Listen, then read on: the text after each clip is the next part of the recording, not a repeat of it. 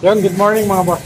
Ibigyan ko kayo ng tutorial kung paano mag-change oil nitong ating Flash Space 400. So, good morning sa inyo. Kung bago kayo sa aking channel, huwag po kalimutan mag-like, share, comment. At lalo mag-subscribe at pindutin ang aking notification bell para updated kayo sa lahat ng video ina-upload ko mga boss.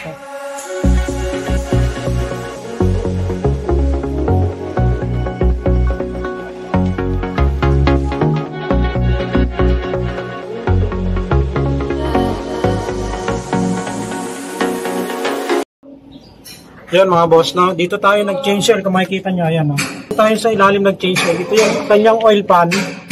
Diyan na tayo nag-release ng langis natin. Pero ito yung hose ito.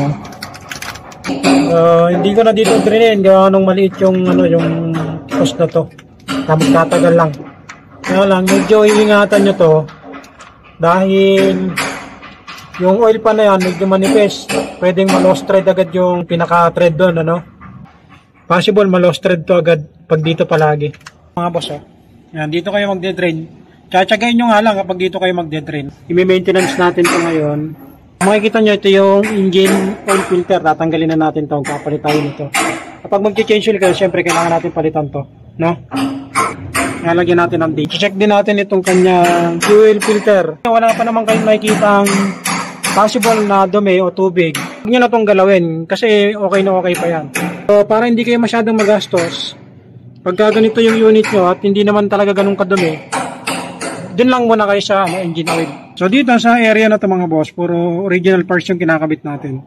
Itong dalawang to, Pero dun sa main na, replacement na, at saka yung sa compressor oil filter yan, replacement na. Pang nag-change tayo, lagi nyo tatandaan na bubuksan nyo itong pinakatakip, Kung hindi dito kayo magbukas, dito, ito, buksan nyo to. Yan, makikita nyo naman yan, minsan nandito yung dipstick, kadalasan yung iba rito, nandito yung dipstick niya, pero ito nakabukod, ito yung dipstick niya. Ngayon mga boss, kapag na-release na natin yung langis, tatanggalin natin ito ngayon. Itong oil filter na to. Yung release nito is papunta dito. Yung higpit naman is papunta doon, yung counter tsaka yung clockwise. Nagamit tayo ng filter wrench remover, yung belt.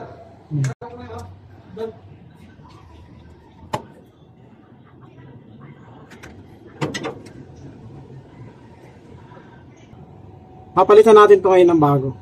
Pero, replacement lang itong gamit natin, pero magandang klase naman ito.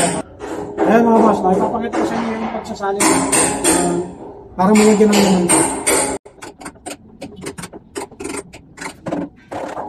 Ayan mga boss, kapag nakita nyo may laman na yung filter nyo, pwede natin ilagay ito. Kakabit na natin ito.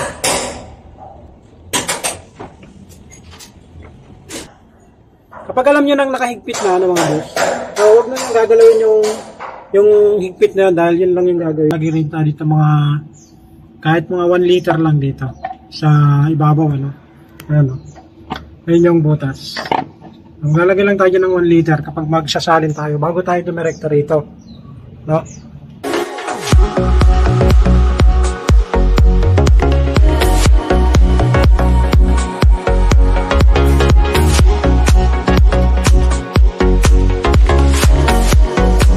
Tapos mga boss, susukatin natin sa dipstick kung tama na yung langis natin. Kapag ganito naman karami yung langis natin, babawasan natin kasi nakapull na siya. So, dito lang dapat tayo. So, dyan lang dapat yung eksakto natin magiging. Yan ang sinabi ko mga boss, nakabit na natin yung bagong filter natin. Tapos nakabit na rin natin yung drain plug niya. Tapos na natin tong change oil. Yun lang naman yung gagawin natin sa ating unit,